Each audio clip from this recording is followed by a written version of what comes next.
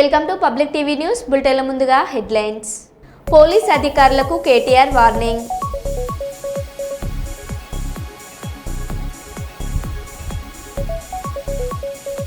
బనకచెర్లపై అఖిలపక్ష భేటీ నుంచి BRS walkout.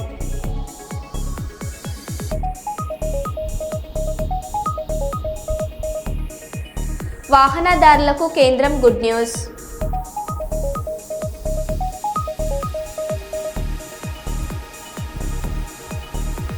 Traffic రూల్స్ను పాటించండి, తమ విలువైన ప్రాణాలను కాపాడుకోండి అని రామగుండం ట్రాఫిక్ ఏసీపీ విజ్ఞప్తి.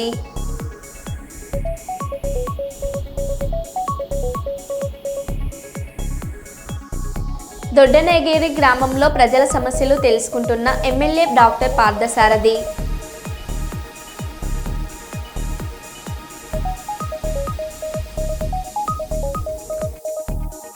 శ్రీ భద్రకాళి అమ్మవారికి బంగారు బోనం సమర్పించనున్న మంత్రి కొండ సురేఖ.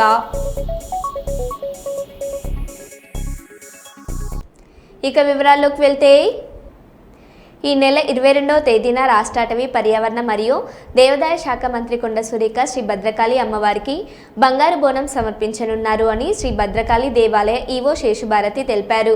భక్తులు కొంగు బంగారంగా విరజిల్లుతున్న శ్రీ భద్రకాళి అమ్మవారికి మొదటిసారిగా ఈ నెల 22వ తేదీన ఆదివారం రోజున రాష్ట్ర అటవీ పర్యావరణ మరియు దేవాదాయ శాఖ మంత్రి కొండ సురేఖ బంగారు బోనం సమర్పించనున్నారు. అమ్మవార్లకు ఆషాఢం లేదా శ్రావణ మాసాలలో బోనాలు సమర్పించడం జరుగుతుందని అన్నారు. మన తెలంగాణలో జరుగుతుందని, అందరి సుఖ సంతోషాలతో రాష్ట్ర దేవాదాయ కమిషనర్ ఆదేశాల మేరకు శ్రీ భద్రకాళి అమ్మవారికి ఈ సంవత్సరం నుండి బోనం సమర్పించడం జరుగుతుందని ఈవో శేషభారతి తెలిపారు.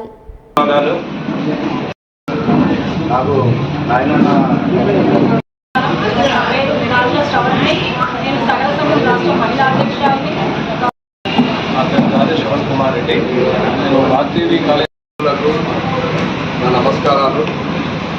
12 గంటలకు మన ఎండోమెంట్ మినిస్టర్ గారు శ్రీమతి కొండా సురేఖ గారు, శ్రీ నాయని రాజేందర్ రెడ్డి గారు, మన ఎమ్మెల్యే గారు అందరూ కూడా ఆ యొక్క కార్యక్రమంలో పాల్గొని ప్రత్యేకించి ధర్మకర్తల మండలి వారిచే ఈవో ద్వారా ప్రమాణ స్వీకారం జరుగుతుంది. మరి వారు వీళ్ళందరికీ కూడా చక్కగా ఆశీర్వచనాలు చేస్తారు. చక్కటి కార్యక్రమం, తప్పకుండా ఆ రోజు రావాలి, అందరూ కూడా భోజనాలు స్వీకరించాలి. ఒకటి. రెండోది 22వ తారీఖు ఇది చాలా చాలా ముఖ్యంగా ప్రతి ఒక్కరూ మీ ఛానల్ ద్వారా తెలియచేయాల్సిన విషయం. మన భద్రకాళి అమ్మవారి దగ్గర ప్రప్రథమంగా బోనాన్ని బంగారు పాత్రతో బోనం అమ్మవారికి సమర్పించడం. మరి శ్రీమతి కొండా సురేఖ మేడం గారు, మన దేవాదాయ శాఖ మంత్రివర్యులు, వారి చేతులతో బంగారు పాత్రతో బంగారు బోనాన్ని భద్రకాళి అమ్మవారికి తొలిసారిగా మొట్టమొదటిగా ప్రప్రథమంగా వరంగల్ మహానగరంలో భద్రకాళి అమ్మవారి దేవస్థానంలో ఈ యొక్క బోనం సమర్పించే కార్యక్రమానికి వారు, మరి కుటుంబ సభ్యులు అందరూ కూడా విచ్చేస్తున్నారు. మన ఎమ్మెల్యే గారు, వారి కుటుంబ సభ్యులు, మరి పెద్దలు అందరూ ఎంపీలు, ఎమ్మెల్సీలు అందరినీ కూడా ఆహ్వానించడం జరుగుతోంది. కనుక ప్రతి ఒక్కరూ 22/6/2025 మధ్యాహ్నం 12 గంటలకల్లా మరి లాల్ దర్వాజా నుంచి మరి అక్కడ సింహవాహినితో వారందరూ వస్తున్నారు. అక్కడి నుంచి కూడా మరి అక్కడ బోనం చేసే వారంతా కూడా ఇక్కడికి రావటం, బోనాన్ని భద్రకాళి అమ్మవారి దగ్గర ప్రత్యేకంగా స్టార్ట్ చేయడం జరుగుతోంది. కనుక ఈ విషయాన్ని ప్రజలందరికీ తెలియపరచవలసిందిగా, ఎవరికైతే ఆసక్తి ఉందో అందరినీ కూడా ఆ బోనం, బంగారు బోనం సమర్పణ కార్యక్రమంలో పాల్గొనవలసిందిగా ప్రతి ఒక్కరిని ప్రేమపూర్వకంగా ఆహ్వానిస్తారు. కామేశబద్ధ మాంగళ్య సూత్ర శోభిత గంధర అని శాస్త్రంలో శంకరుడు చే కట్టబడిన మంగళ సూత్రం గల అమ్మవారిని ఆయన స్తుతించారు. అట్లాగే కొన్ని ఆచారాలు ఏంటంటే ప్రతిరోజు బోనం ఎవరో ఒకళ్ళు తీసుకొని వస్తూనే ఉంటారు, అమ్మవారికి సమర్పించుకుంటూనే ఉంటారు, పెడుతూనే ఉంటారు. ప్రతి మాసంలో జరుగుతాయి. కానీ హైదరాబాద్లో ఒకసారి కరువు రావడం, ఆ కరువును పోడగొట్టుకోవడం కోసం ఆ బోనాలు అనేది ప్రత్యేకంగా విశేషంగా పెద్ద స్థాయిలో జరిపారు కాబట్టి దానికి ప్రాచుర్యం వచ్చింది. శాకంబరి ఉన్నది, శాకంబరి నవరాత్రులు ఆషాఢంలో ఎందుకు చేయాలి? తతోకమఖిలం లోకం ఆత్మదేహ సంభవై భరిష్యామి సురాశ్చాకై రావృష్టే ప్రాణదానికి అమ్మవారి శాకంబరి. ఎప్పుడైతే లోకంలో కరువు వచ్చిందో ఆ దేవతలంతా ఋషులంతా ప్రార్థిస్తే ఆమె శరీరం నుంచి పలు విధములైన శాకములు అన్నపానామృత ఫలములు ఆవిర్భవించి లోకంలోని కరువును కూడగొట్టింది. అది వాస్తవం. కానీ గ్రీష్మర్తులు ఆషాఢ మాసంలోనే కూడగొట్టిందా అంటే ఎందుకు? లోకంలో జరిగిన వాస్తవం. గ్రీష్ముడు గుణ విశేషే ఫల విశేష. ఒక్కసారి 1967లో కరువు వచ్చింది, 7 ఏళ్ల కరువు వచ్చింది. ఒకేసారి మొత్తం ఒకే వర్షంతో చెరువులన్నీ నిండిపోయాయి. అప్పుడేంది? 7 ఏళ్ల కరువు వచ్చినప్పుడు ఊళ్ళందరినీ సమావేశపరచడం జరిగింది, పండితులందరినీ. అయ్యా, మరి సిద్ధి సప్తసిద్ధిలో శాకంబరీం స్తుమధ్యాయం జవం సంపూజయన్నమన్న అక్షయ్యం అచ్యుతే శీఘ్రం అన్న పానామృత ఫలం. శాకంబరి ఉత్సవం చేస్తే ఈ కరువు పోతుందని ఉన్నదయ్యా. మరి కరువు చేద్దాం, పండితులందరూ ఆమోదం చేశాం, శాకంబరి ఉత్సవం చేశాం, కరువు పోయింది. అప్పటి నుంచి ప్రతి సంవత్సరం చేస్తున్నాం. ఒక్కప్పుడు తెలంగాణలో భద్రకాళిగూడ మొదలైన శాకంబరి ఇప్పుడు ఆంధ్రమంతా బాధ్యత, దేశమంతా బాగుంది. అట్లాగే ఒక్కొక్క సందర్భానికి గ్రీష్మర్తువు. కర్నూలు జిల్లా అదోని మండలం పరిధిలో దొడ్డినగేరి గ్రామంలో ఎమ్మెల్యే డాక్టర్ పార్థసారథి వీధి తిరిగి గ్రామంలో ప్రజలతో సమస్యలు అడిగి తెలుసుకుంటున్న ఎమ్మెల్యే డాక్టర్ పార్థసారథి. ఈ క్రమంలో అదోని మండలం తెలుగుదేశం సీనియర్ నాయకుడు రంగస్వామి, అదోని మండల నాయకులు బీజేపీ ఉషారాజు, హెచ్ రాజు, పెద్ద తుమ్మలం ఎస్ఐ మహేష్ కుమార్, దొడ్డెనగేరి గ్రామ కూటమి నాయకులు, ప్రజలు తదితరులు పాల్గొన్నారు.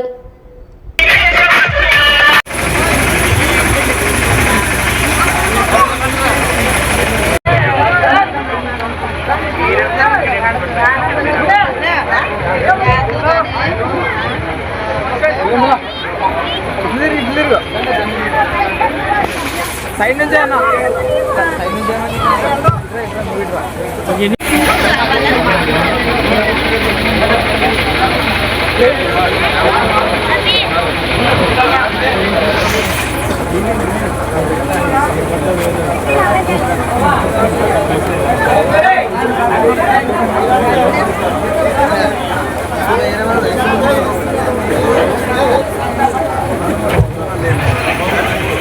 సమస్య చెప్తా ఉన్నారు. టీచర్లు సరిగా లేరని, సరిగా పాఠాలు చెప్పట్లేదని, 10వ తరగతిలో పిల్లలు ఫెయిల్ అవుతున్నారని చెప్తా ఉన్నారు.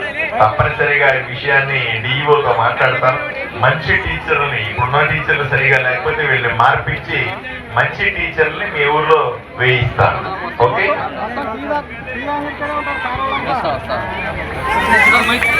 గవర్నమెంట్ మారిన తర్వాత ఈ రోడ్డు వేసిరే, కానీ ఒక్క రోడ్డు వేయలే 5 సంవత్సరాలు. దయచేసి మన కూటమి గవర్నమెంట్ వచ్చిన 6 నెలలకే ఒక 4 లక్షల రోడ్డు వేసినాము. ఇప్పుడు 15 లక్షల రోడ్డు శాంక్షన్ అయ్యింది. మరి ఇంకా కూడా ఇప్పుడు ఎమ్మెల్యే ద్వారా అడిగి మనము ఇంకా 20-30 లక్షలు కానీ రైతులకి పొలాలకి రసాలు లేవు కొన్ని ఏరియాల్లో. ఆ రసాలు కూడా శాంక్షన్ చేసి ఎన్ఆర్జీఎస్ కింద ఆ రసాలు ఇంతకుముందు చూసినారు మీరు. గాడిదలతో తోలిన ఉల్లిగడ్డలు కానీ బుట్లు కానీ. అంటే ఓ సిద్ధాంతం పార్టీ కాదది. నీ పార్టీ పుట్టిండేదే నాకు ముఖ్యమంత్రి కావాలని పుట్టేదే. నీ పార్టీ పుట్టిండేదే ఓ ముఖ్యమంత్రి కావాలా అనే సిద్ధాంతం పుట్టేది. అది ప్రజలకి సేవ చేయాలా, ప్రజలకి మంచి చేయాలా అనే పార్టీ కాదది. ఓ సిద్ధాంతమైన పార్టీ కాదది. మధ్యలో వచ్చేదో మధ్యన పోతుంది. అది ఇంక దాని కాలము పోయే కాలం వచ్చేదా. కాబట్టి సాయిప్రసాద్ రెడ్డి చంద్రి కొడుకులు చేసిన విషయాలు మీ అందరికీ తెలుసు. యా ఊళ్ళో ఏం చేశాడు నాకు భయం లేదు. సావో రేవో కొంతమంది అంటారు ఇంతకుముందు మీ గవర్నమెంట్ రాకుంటే ఎట్లా అట్లా ఇట్లాంటివి అంటారు. నాకు సాగు చదవడం మట్ట సాగు ఉన్నా చచ్చిపోతాం. ఎవరి చేతిలోనన్నా చస్తే వీరమరణం పొందుతాను. నువ్వు ఇట్లే ఎవడు చంపుతున్నానని చచ్చిపోతాను. నాకు సాగు తప్పదు కదా, సాగు తప్పదు. వేరే ఊరి చేతిలో చచ్చిపోతే వీరమరణం పొందుతున్నాను. నాకు ఎవరు భయం లేదు. దయచేసి మా ఎమ్మెల్యే గారిని, మా కూటమి నాయకుల్ని విమర్శించే అర్హత సాయిప్రసాద్ రెడ్డికి కొడుక్కి లేదు. దయచేసి నువ్వు ఇప్పటికైనా సాయిప్రసాద్ రెడ్డి గారు తెలుసుకొని నీ దాంట్లో 5 పైసలంతా లేదు. 5 పైసలంత లేదు మా ఎమ్మెల్యే. నువ్వు చేసిన అవినీతి అన్యాయంలానా 100% నువ్వు చేస్తే 5 పైసలు కూడా లేడు మా ఎమ్మెల్యే పార్థసారథి గారు. అది గుర్తు. రోజు దొడ్డనగిరి గ్రామానికి నేను విజిట్ చేయడానికి వచ్చాను. ఇక్కడ మా నాయకులు శివప్ప గారితో పాటుగా మిగతా నాయకులందరినీ, కూటమికి సంబంధించిన పెద్దలందరినీ కలిసి ఈ గ్రామంలో సంబంధించినటువంటి సమస్యలు తెలుసుకోవడానికి ప్రయత్నం చేశాను. ఇల్లు తిరిగాం, ప్రతి వీధిలో కూడా సమస్యలు తెలుసుకున్నాం. నీళ్లకు సంబంధించిన పెద్ద సమస్య ఇక్కడ కనపడతా ఉంది.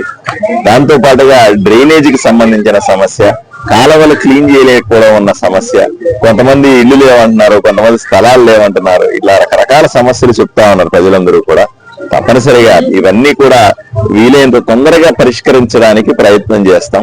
ఎందుకంటే కూటమి ప్రభుత్వం ఏర్పడిన తర్వాత సాధారణంగా ఏంటంటే ఎలక్షన్లు అయిపోయిన తర్వాత ఎమ్మెల్యే మళ్ళీ కనిపించదు, 5 ఏళ్ల తర్వాత మళ్ళీ ఎలక్షన్లు అప్పుడే కనిపిస్తాడు. నేను అలా కాకుండా ప్రతి గ్రామానికి రోజు ఏదో గ్రామానికి వెళ్తా ఉన్నాం, గ్రామంలో సమస్యలు తెలుసుకునే ప్రయత్నం చేస్తా ఉన్నాం. తెలుసుకున్న సమస్యల్ని వీలైనంత వరకు మంత్రికి గాని ముఖ్యమంత్రులకు గాని చెప్పి అక్కడి నుంచి డబ్బులు తీసుకొని వచ్చి గ్రామాలను అభివృద్ధి చేసే పని చేస్తా ఉన్నాం. ఇది నిరంతరం సాగే ప్రక్రియ. ప్రజలు ఎక్కడ కూడా అధైర్యపడకుండా రాబోయే మంచి రోజులు ఉన్నాయన్న విషయాన్ని తెలుసుకోవాలని కోరుకుంటాం. బీజేపీ ప్రభుత్వం అనుసరిస్తున్న కార్మిక వ్యతిరేక విధానాలను నిరసిస్తూ జూలై 9న జరిగే దేశవ్యాప్త సార్వత్రిక సమ్మెను విజయవంతం చేయాలని ఐఎన్టీయూసీ జాతీయ నాయకులు బాబర్ సలీం పాషా పిలుపునిచ్చారు. ఈ మేరకు పెద్దపల్లి జిల్లా రామగుండం ఎన్టీపీసీలోని యూనియన్ కార్యాలయంలో జరిగిన మీడియా సమావేశంలో ఆయన మాట్లాడారు. స్తమించిపోయినటువంటి పరిస్థితులు వారు ప్రయత్నం చేసి ఎంపీగా గెలిచినాక ఈ ప్రాంత ప్రజలు వారి నాన్నగారి తర్వాత గెలిపించినాక వారి శ్రమ ఫలితమే ఆర్ఎఫ్సిఎల్ ఇవ్వాలని చెప్పి నేను ఘంటాపథంగా చెప్తా ఉన్నాను. అప్పుడు ఉన్నటువంటి కాంగ్రెస్ ప్రభుత్వం కేంద్రం లోపల మన్మోహన్ సింగ్ గారి యొక్క ఆధ్వర్యంలో సోనియా గాంధీ యొక్క ఆశీర్వాదంతో ఆయన బిఎఫ్ఐఆర్కు 10,000 కోట్ల రూపాయలు ఉన్నటువంటి అప్పుని, ఆ ఫ్యాక్టరీ అప్పుని దాన్ని వైప్ ఆఫ్ చేసి మాఫీగా సవ్యంగా ఈ సందర్భంగా తెలియపరుస్తూ ఉన్నాను. అంతేకాకుండా మన బ్రిడ్జ్ రామగుండం లోపల జరిగినటువంటి రైల్వే ఓవర్ బ్రిడ్జ్ కూడా వివేక్ గారి యొక్క దాంతోనే జరిగింది. ఈ ప్రాంతంలో స్టేట్లో కానీ సెంట్రల్లో కానీ దాని లాభం కార్మికులకు జరిగింది. మరి ఈరోజు వివేక్ గారు రావడం వల్ల ఈ పారిశ్రామిక ప్రాంతం 1000 కళ్ళతో చూస్తూ ఉన్నది. వారు రావడం వల్ల మాకు లాభం జరుగుతుంది, మాకు ప్రొటెక్షన్ ఇస్తారు. షెడ్యూల్ 1 and 2 65 ఎంప్లాయ్మెంట్స్ +4 ప్లస్ అడిషనల్గా 4 ఎంప్లాయ్మెంట్స్ చేసినటువంటి ఘనత అప్పుడు ఉన్నటువంటి వినోద్ గారు అంటే వారు కూడా వారి కుటుంబం నుంచి ఇక్కడ 2 స్పంలో మినిమం వేజ్ యొక్క మంత్రిగా ఇప్పుడు లేబర్ మినిస్టర్ అంటే ఆ మినిమం వేజ్ కూడా వీరి యొక్క దాంట్లో వస్తుంది. కాబట్టి ఖచ్చితంగా నేను హామీ ఇస్తూ ఉన్నాను కార్మికులకు. ఖచ్చితంగా జీవోను వివేక్ గారి ఆధ్వర్యంలో మేము ప్రతి ఒక్క జీవోని కూడా ఈ 3 సంవత్సరాల లోపల రివైజ్ చేసి కార్మికులకు లాభం జరిగేలాగా, మంచి జీతాలు వచ్చేలాగా, మంచి సౌలతులు వచ్చేలాగా ఖచ్చితంగా చేస్తామని చెప్పేసి కూడా నేను ఈ సందర్భంలో చెప్తా ఉన్నాను. అంతేకాకుండా వీరు ఫ్లైఓవర్ బ్రిడ్జ్ వల్ల మనకు ఎంతో సమయం కాదు, మనం ఆటోలో ట్రైన్ వెళ్ళిపోయినాక ఆటోలో కూడా ఉన్నాము. అటువంటి పెద్ద కార్యక్రమం కూడా వివేక్ గారు చేశారు. ఈరోజు వంశీగా 5 దశాబ్దాలు ఈ యొక్క ప్రాంతం లోపల ఈ యొక్క ప్రాంత ప్రజలతో ఆనాడు ఉన్నటువంటి లీడర్స్ మనం గమనించాలంటే ఆనాడు ఉన్నటువంటి రఘురాములు గారు, ఆనాడు ఉన్నటువంటి రామకృష్ణ గారు, ఆనాడు ఉన్నటువంటి రాజలింగం గారు, వడికల రాజలింగం గారు, ఇటు నర్సయ్య గారు, చాలామంది నాయకులందరూ కూడా వారి కుటుంబంతో అతి సన్నిహితంగా ఉండి ఈ ప్రాంతం లోపల చిన్న పెద్దగా అప్పుడు ఉన్నటువంటి పరిస్థితులకు అనుకూలంగా సమస్యలు పరిష్కరించినటువంటి దాఖలాలు వారి కుటుంబానికి ఉన్నాయనేటువంటిది కూడా నేను చెప్తా ఉన్నాను. మరి అందుకే ఈ సందర్భంగా మేము డాక్టర్ వివేక్ గారికి మా యొక్క లేబర్ మినిస్టర్ అయ్యారు కాబట్టి వారు కృతజ్ఞతా భావంతో జిల్లా ఐఎన్టీసీ పక్షాన, ఇటు డిస్ట్రిక్ట్ ఐఎన్టీసీ పక్షాన, ఈ రాష్ట్రం యొక్క చీఫ్ వైస్ ఇతర ఇండస్ట్రీస్ నాయకులు భాస్కర్ రెడ్డి గారు వచ్చారు, న్యాయమడి నిన్న అక్కడ చాలామంది నాయకులు, నాగన్న గౌడ్ గారు వచ్చారు, అందరూ స్టేట్ మా యొక్క జనరల్ సెక్రటరీలు అందరూ కూడా వచ్చి రత్నాకర్ రావు గారు, అప్పుడు ఉన్నటువంటి పార్టీ ప్రెసిడెంట్ ముత్యంజయం గారు, వాళ్ళందరూ కలిసి చెప్తే వెంకట స్వామి గారు 25 లక్షల రూపాయలు ఆధీనం ఇచ్చారు. 25 లక్షలు అంటే నేను అనుకుంటా ఇప్పుడు 25 కోట్లేదు కాంగ్రెస్ ఆఫీస్. కాబట్టి వారి యొక్క కుటుంబానికి కాంగ్రెస్ ఉన్నటువంటి సాన్నిధ్యము, వారి కుటుంబానికి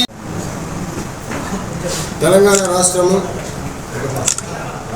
ఏర్పడినాక సింగరేణి బిఎఫ్ఐఆర్కి వెళ్ళిపోతుంది అనేటువంటిది వచ్చింది. మరి బిఎఫ్ఐఆర్కి వెళ్ళిపోతే వేలాది మంది పనిచేస్తున్నటువంటి ఈ సింగరేణి బెల్ట్ కార్మికులు అధోగతి అవుతారు అనేటువంటిది ప్రతిపాదన వెంకటస్వామి గారి దగ్గరికి వెళ్ళినప్పుడు వారు తక్షణమే చొరవ తీసుకొని ఎన్టీపీసీ యాజమాన్యంతో మాట్లాడి 400 కోట్ల రూపాయలు బడ్జెట్ రిలీజ్ చేసి సింగరేణి కాలనీస్ని బిఎఫ్ఐఆర్లో పోకుండా వెంకటస్వామి గారి కుటుంబ సభ్యులకు వస్తుందని చెప్పి నేను సవ్యంగా ఈ సందర్భంగా తెలియపరుస్తూ ఉన్నాను. అంతేకాకుండా మన బ్రిడ్జ్ రామగుండం లోపల జరిగినటువంటి రైల్వే ఓవర్ బ్రిడ్జ్ కూడా వివేక్ గారి యొక్క దాంతోనే జరిగింది. ఈ ప్రాంతంలో ఈ 2 జిల్లాల లోపల ఎక్కడ స్కూళ్ళు కానీ సెంటర్లో కానీ దాని లాభం కార్మికులకు జరిగింది. మరి ఈరోజు వివేక్ గారు రావడం వల్ల ఈ పారిశ్రామిక ప్రాంతం 1000 కళ్ళతో చూస్తూ ఉన్నది. వారు రావడం వల్ల మాకు లాభం జరుగుతుంది, మాకు ప్రొటెక్షన్ ఇస్తారు, మాకు ప్రతి చిన్న సమస్య కూడా వారు తీర్చిదిద్దుతారనే ఆశయాలు ఉన్నాయి. కాబట్టి మేము సరియైన నిర్ణయం సరైన సమయం లోపల దాదాపు చెప్పాలంటే 16 సంవత్సరాల నుంచి లేబర్ మినిస్టర్ ఎవరున్నారో కూడా మనకు ఈ ప్రాంతానికి ఎటువంటి దోహదపడినటువంటి దాఖలాలు లేవు. ఉదాహరణకు సింగయ్య ప్రమాదానికి వైఎస్ జగన్ కాన్వాయ్ కారణం కాదు. ఓ ప్రైవేట్ వెహికల్ గుద్ది ఆపకుండా వెళ్లిపోయారు. హైవే పెట్రోలింగ్ ఎస్ఐ 108కి ఫోన్ చేసి సింగయ్యను గుంటూరు జీజీహెచ్కి తరలించారు. అప్పటికే చనిపోయారని చెప్పారు. సత్నాపల్లిలో ప్లాన్ చేయడం జరిగింది పల్నాడు డిస్ట్రిక్ట్ లో. దాని గురించి మార్నింగ్ అరౌండ్ 9:30కి ఒక 30-35 వెహికల్స్ తో పాటు కాన్వాయ్ ఒక 11 వెహికల్స్ కాన్వాయ్ తో పాటు అరౌండ్ 35 వెహికల్స్ తో పాటు తాడేపల్లి నుంచి స్టార్ట్ అవడం జరిగింది. ఎండ్ రూట్ లో ప్రజలు ఉన్నారు. అది కాకుండా వెహికల్స్ కూడా అక్కడక్కడ యాడ్ అయినప్పుడు మనం ఏటుకూరు రోడ్డు దగ్గర అంటే మన ఆంజనేయ బొమ్మ ఉంటాయి అక్కడ వచ్చినప్పుడు ఒక సంఘటన జరిగింది. దాంట్లో ఏంటంటే మన చెల్లి సింగయ్య అనే వ్యక్తి లింగలాయపాలెం విలేజ్ నల్లపాడు లిమిట్స్ లో ఉన్న వ్యక్తి యాక్సిడెంట్ లో చనిపోవడం జరిగింది. అక్కడ జరిగినది ఏంటంటే AP 26CE 0001 అనే టాటా సఫారీ వెహికల్, అది కాన్వాయ్ వాహనం కాదు, ఒక ప్రైవేట్ వెహికల్. దాంట్లో తగిలి కిందకి పడిపోయారు. దానిపైన ఆ వెహికల్ షోల్డర్ లో ఎక్కడం జరిగింది. దాని తర్వాత ఆ పర్టికులర్ గా చెల్లి సింగయ్య అనే వ్యక్తిని సైడ్ లో పెట్టడం జరిగింది. ఎవరు కూడా వాళ్ళని మళ్ళీ పట్టించుకోవట్లేదు. తర్వాత మన highway petrol police ASI Rajasekhar అనే వ్యక్తి 108కి కాల్ చేస్తూ వాళ్ళని అంబులెన్స్ లో పెట్టి జీజీహెచ్ గుంటూరుకి తరలించడం జరిగింది. తీసుకుని వెళ్ళినప్పుడు వాళ్ళు బ్రాడ్ డెడ్ అని చెప్పడం జరిగింది. సో దీంట్లో ఏంటంటే మనము ఈ పర్టికులర్ సత్నాపల్లి ప్రోగ్రామ్ కి మనం 11 కాన్వాయ్ వెహికల్స్ తో పాటు ప్లస్ 3 వెహికల్స్ వరకు పర్మిషన్ ఇవ్వడం జరిగింది. కాకపోతే దాన్ని కాకుండా మళ్ళీ ఒక 35-38 వెహికల్స్ ఎక్స్ట్రా జాయిన్ అవ్వడము, తర్వాత అన్ఎక్స్పెక్టెడ్ గా క్రౌడ్ ఎక్కువ రావడం వల్ల ఈ సంఘటన జరిగింది. దీనిపైన వాళ్ళు కంప్లైంట్ ఇచ్చారంటే దాని మేరకు మనం చట్ట ప్రకారం చర్యలు తీసుకుంటాం. దేశవ్యాప్తంగా జూలై 9న జరగబోయే అఖిల భారత సమ్మె విజయవంతం కొరకై సింగరేణి కార్మిక సంఘాల ఐక్యవేదిక సమావేశం. ఈ సమావేశంలో సింగరేణి కార్మిక సంఘాల ఐక్యవేదిక నాయకులు HMS రాష్ట్ర ప్రధాన కార్యదర్శి రియాజ్ అహ్మద్, IFTU రాష్ట్ర అధ్యక్షులు ఐ కృష్ణ, AFTU రాష్ట్ర అధ్యక్షులు జి రాములు, TNTUC రాష్ట్ర నాయకులు ఏడుకొండలు మాట్లాడారు. దేశంలో ఉన్నటువంటి కార్పొరేట్ శక్తులకు ఊడియం చేస్తూ ప్రభుత్వ రంగ పరిశ్రమలన్నింటినీ కూడా ఒక్కొక్కటిగా ప్రైవేట్ ఫారం చేస్తూనే దేశంలో 70 ఏళ్ల స్వతంత్ర భారతంలో కార్మికులు ఏదైతే తమ హక్కుల కోసం ఉన్నటువంటి అనేక చట్టాలు, దాదాపు 29 చట్టాలని ఇవాళ మార్చి 4 లేబర్ కోడ్స్గా తీసుకురావడం జరిగింది. ఈ 4 లేబర్ కోడ్స్ కూడా చాలా ప్రమాదకరమైనటువంటి కార్మిక వర్గానికి ఉరితాల లాంటివి. ఇందులో ప్రధానంగా ట్రేడ్ యూనియన్లు పెట్టుకునేటువంటి హక్కును హరించివేయడం, పని గంటలు పెంచేటువంటి హక్కును తీసుకురావడం అనేటువంటిది ఇవి చాలా నష్టదాయకమైనటువంటి. అంతేకాకుండా ఇవాళ కార్మికుడు అనేక పరిశ్రమలలో ఇప్పటికే కోడ్ ఆఫ్ డిసిప్లిన్ల పేరుతో యాజమాన్యాలు ఒకవైపున నియంత్రణ చేస్తుంటే ఇవాళ దేశంలో ఉన్నటువంటి కార్మిక వర్గానికి మొత్తం వారు ప్రశ్నించేటువంటి పరిస్థితి లేకుండా చేయడం అనేటువంటి దుర్మార్గమైనటువంటి విషయం. దీనికి వ్యతిరేకంగా గతంలోనే మే 20న దేశవ్యాప్త సమ్మెకు అన్ని కార్మిక సంఘాలు ఫెడరేషన్లు పిలిపించినటువంటి విషయం మనకు తెలిసిందే. ఆ రోజున పాకిస్తాన్ భారత్ యుద్ధం వల్ల మనం వాయిదా వేసుకున్నాం. తిరిగి జూలై 9న దేశవ్యాప్తంగా సమ్మె చేయాలని దేశంలో ఉన్నటువంటి ట్రేడ్ యూనియన్లు, ఫెడరేషన్లు అఖిల భారత స్థాయిలో పిలిపించడం జరిగింది. జూలై 9న జరిగేటువంటి ఈ సమ్మెలో సింగరేణి కార్మిక వర్గం అంతా పెద్ద ఎత్తున పాల్గొని జయప్రదం చేయాల్సిందిగా సింగరేణి కార్మిక సంఘాల ఐక్యవేదిక తరఫున విజ్ఞప్తి చేస్తున్నాం.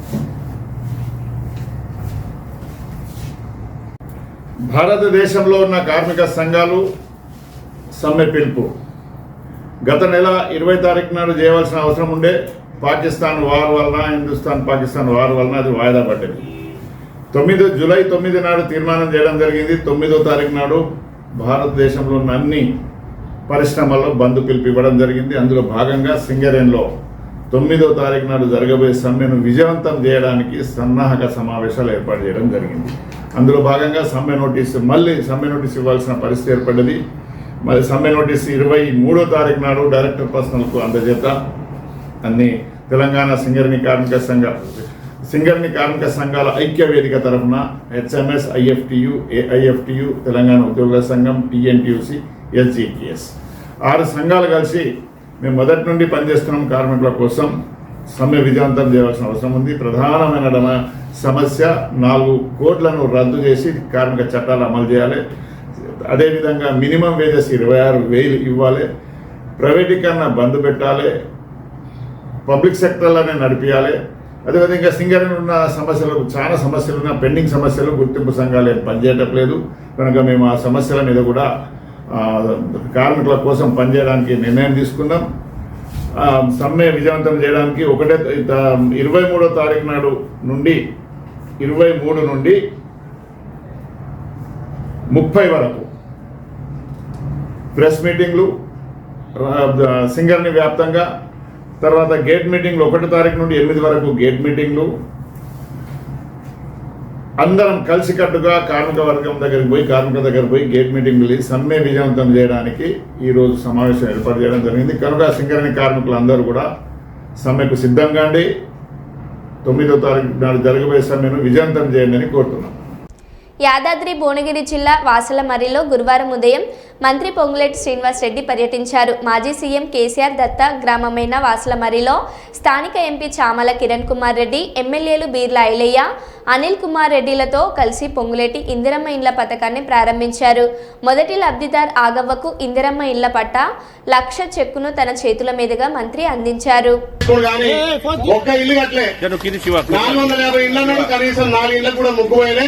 మన గౌరవ ముఖ్యమంత్రి సహకారంతో, మా పెద్దన్న సీనన్న సహకారంతో ఇలా సొంతింటి కళ వాసాల మల్లిలో అరువులందరూ కూడా ఇందిరా మిల్లిచ్చి ఈ రోజే ముగ్గు వస్తున్న విధంగా ఇలా కార్యాచరణ అయింది. దానికి ఆగవని అన్నది బిడ్డ నాకు ముగ్గు వర్షం కూడా పైసలు ఇవ్వన్నది. అమ్మా నీకు నేను అప్పిస్తా అని చెప్పిన 1,00,000 రూపాయలు ఇవ్వాలని ఇస్తే ముగ్గు వస్తూ మరి 1,00,000 రూపాయలు మా ప్రభుత్వం అకౌంట్ వేయగానే మళ్ళీ ఇస్తానది. మరి ఇస్తుందో ఏం చేస్తుందో ఆగమని తెలియదు. గతంలో ఆగమైంది కాబట్టి ఖచ్చితంగా ఈ ఊర్లో దత్తత తీసుకొని అరువులందరికీ ఇల్లు కట్టాలని గౌరవ మంత్రి గారి చేత ఇలా ప్రొసీడింగ్ ఇచ్చుకుంటూ ఆమెకు 1,00,000 రూపాయలు కూడా విరాళం ఇస్తున్నాం. ఎవరైనా వాళ్ళ తరఫున పెద్దోళ్ళు ఆ 1,00,000 రూపాయలు తీసుకొని ఆ పీస్ మీట్ కట్టియాల్సిందిగా ఆగమా తీసుకో అంటిగా కట్టిస్తూ ఏమో అంటిగా ఇవ్వాలని కానీ నెరవేరుతుంది. ఓకేనా? Right, thank you. Komaram Bheem Asifabad జిల్లాలో అటవీ శాఖ అధికారుల దౌర్జన్యం. కాగజ్ నగర్ మండలం అంకుషాపూర్ గ్రామంలో ఉద్రిక్తత. వ్యవసాయ పనులు చేసుకుంటున్న శంకర్ అనే రైతుకు చెందిన ట్రాక్టర్లను అడ్డుకున్న అటవీ శాఖ అధికారులు. రిజర్వ్ ఫారెస్ట్లో వ్యవసాయ పనులు చేయడంపై అటవీ శాఖ అధికారుల అభ్యంతరం. రైతు శంకర్కు మద్దతుగా వచ్చిన గ్రామస్తులకు అటవీ శాఖ అధికారులకు మధ్య వాగ్వాదం. తన భూమికి సంబంధించి రెవెన్యూ పట్టా ఉన్నప్పటికీ అటవీ శాఖ అధికారులు అడ్డుకోవడంపై రైతు శంకర్ ఆగ్రహం. మేము 60 ఏండ్ల నుండి భూమి సాగు చేస్తున్నామని, మాకు రైతు బంధు కూడా పడుతుందని, అప్పుడు మమ్మల్ని ఎవరూ ఆదుకోలేదని, ఇప్పుడు ఎందుకు ఇలా, మాకు రైతు బంధు కూడా పడుతుందని, అప్పుడు మమ్మల్ని ఎవరూ అడ్డుకోలేదని, ఇప్పుడు ఎందుకు ఇలా చేస్తున్నారని రైతులు ఆవేదన చెందుతున్నారు. పిల్లగాని చిన్నగా ఉండే, నా భర్త చచ్చిపోయి 20 సంవత్సరాలు అవుతాను. డాక్టర్ పెడితే ఎందుకమ్మా ఈడెందుకు పెడతావా అని అంటాను. పెట్టకపోతే ఎట్లా సార్? మరి నా పిల్లలు ఏమో చిన్నగా ఉండే, నా భర్త పోయి 20 సంవత్సరాలు అవుతుంది. ఇక ట్రాక్టర్ అద్దన్నమాలక పట్టుకొని వచ్చి నా కొడుకు దున్నిండి అద్దన్నాడు. అద్దంటే ఇప్పుడు ట్రాక్టర్ పట్టుకొని ఇక్కడే ఉన్న ట్రాక్టర్, ఆ ట్రాక్టర్ గురించి పెట్టదు ఇక్కడ మాధవ్ భూమి ఇది నీది కాదు దొంగ పట్ట అని 2-3 సార్లు నా కొడుకుని తెరిచి నేను సుగాచిన. అట్లెట్లా సార్ నువ్వు మీది ఇచ్చిందే కదా అని అంటే, కాదు ఇది పట్ట కాదు, ఇది నీ పట్ట ఎందుకు, ఇది దొంగతనాన్ని చేసుకున్న పట్ట అంటే కానీ అట్లయితే అట్లనే సార్ అని 2-3 సార్లు అక్కడికి పోయాను. ఆశాబాద్ పోయాను. ఆశాబాద్ పోతే అక్కడ సుగవయ్యా మేము ఎప్పుడన్నా అమ్మ అని అన్న నా కొడుకు 2 సార్లు పట్టుకొని పోయాను. పట్టుకొని పోతే సరే అమ్మ ఎట్లా పట్ట మేమే ఇచ్చినాం కదా అని అన్నట్టు రైతు బంధు పడుతుంది, అన్ని పడతాను. అన్ని పడ్డాక ఇక ఇప్పుడు మరి మేమే ఏం చేసి బతుకుడు సార్. అందుకోసం ఇక ఇట్లనే ఇక ఇవాళ పట్టుకొని వస్తాను, పత్తితులు పెడతాను. ఎన్ని ఎకరాల భూమి ఉన్నదమ్మా నీకు? 4 ఎకరాలు. 4 ఎకరాలు. ఎన్ని సంవత్సరాల నుంచి చేస్తున్నావు? 60 సంవత్సరాలు అవుతాయి. మా మామ కొట్టిన ఇన్ని రోజులు ఎప్పుడు కూడా ఆపలేదమ్మా వీళ్ళు? ఎప్పుడు ఆపట్లేదు. మరో బులెటిన్లో మళ్ళీ కలుద్దాం. Stay tune.